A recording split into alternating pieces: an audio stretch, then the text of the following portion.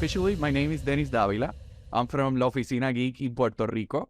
I'm a huge fan of the franchise. So, congratulations on this documentary. It's very well done. And for me, it's one of the best sources to know everything about Chucky.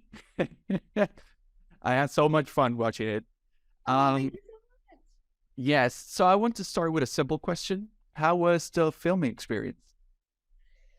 Long and a word long. No, it was great. It was uh such a big learning process in terms of filmmaking and documentary filmmaking, and pushing myself further than I have, because I edited this all myself, which Nice. I think some people may have qualms with, but it was a tough task to take on, like something that has been going on for 30 years. It ended up being daunting at one point of like, oh my goodness, can I do this film justice? Are the fans going to like it? Because it's really for the fans.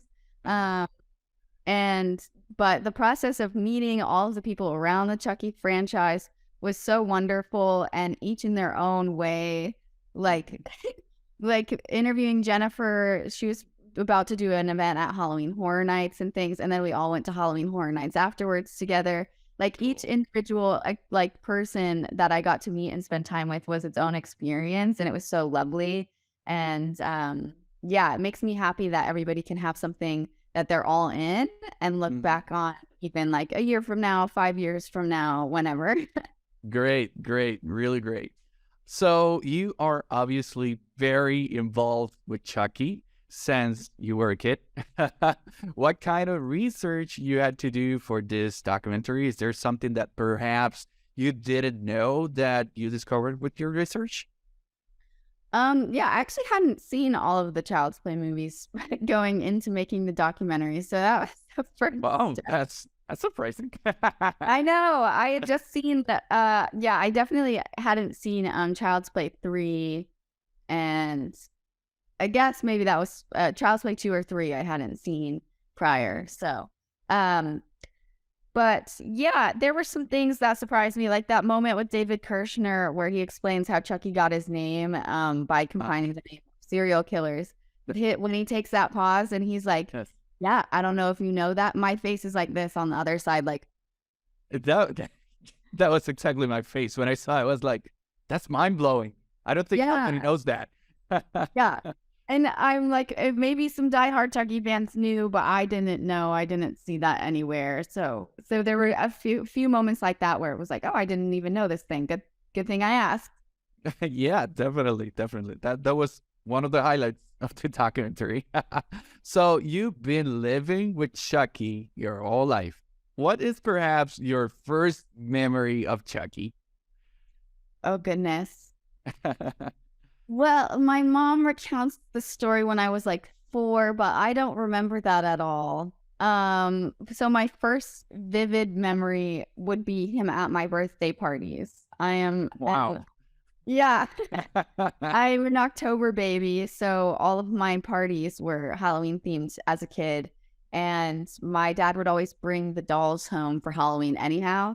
But then he'd really get more involved in the birthday parties and like scare my friends and things like that. So I do remember like us making a maze in my parents' living room for like us kids to go through for fun. And Chucky was like at the end of it. And a lot of my friends got scared. But that's like my first big memory of it. That's very cool. That is very cool. So, what do you think it was the hardest part of having Chucky in your life and how it has influenced you? Yeah, I think the hardest part is like we talk about in the documentary, Mm, my my dad being gone for long portions of my childhood. But because the thing about Chucky movies as opposed to like a regular movie is that they take a lot longer as well. And as far as tax incentives go, the first one my dad worked on was Romania, and then ever since they've been filming them in Canada. And for him, it's a bit harder to even come home for a weekend or things like that because there isn't a day that Chucky isn't either working or rehearsing. So that was probably the hardest thing of having him in my childhood, was like if another Chucky movie was happening, it was knowing, okay, Dad's going to be gone for like 5 months straight. Yeah, I get that. So I did a little research and I saw that every production was directed by a man. Do you see yourself directing a movie of Chucky? That'd be cool. I would love to direct an episode of the television series. I know that they do have a few women who have directed a few episodes, which is so nice to see. But yeah, all the actual installments are all men. It'd be nice to switch it up more, even in the series, and have more women involved, because we're not. You need more women. Definitely. I'm with you. So, what is your favorite Chucky movie? It's funny because I watched it so much after the fact, but Child's Play 2. Nice. That's actually really good. Mine is the first one. I think it's a really classic one. Yeah. So, my last question. We have 7 Chucky movies, and I'm not counting the remake. I'm not counting that. We also have a series, which is a big hit. I love it. Where do you think the franchise should go next? Oh gosh, I think it'll stay in TV for as long as it can, if that makes sense, because it gives everybody, especially Dawn, so much more to do and to play with, as opposed to an hour and a half movie.